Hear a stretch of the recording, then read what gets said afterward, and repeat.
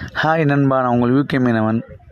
இப்போ நம்ம என்ன வீடியோ பார்க்க போகிறோம்னா, தூண்டி போட போனோம். கடதாரவனா இருக்கும், அங்கே வந்து பாலாறுன்னுவாங்க, உங்கள் ஏரியில் என்னவாங்கன்னு தெரில. தூண்டி போட போனோம், பட் மீன் எதுவுமே பராமரித்து தெரில. சரி, நண்பர் போட்டார், வீடியோ எடுத்தேன்.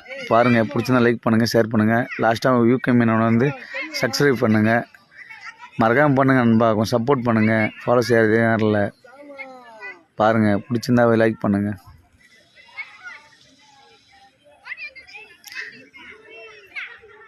சரி, இந்த வீடியோ அப்படியே எடுத்துகிட்டே இருந்தேன்.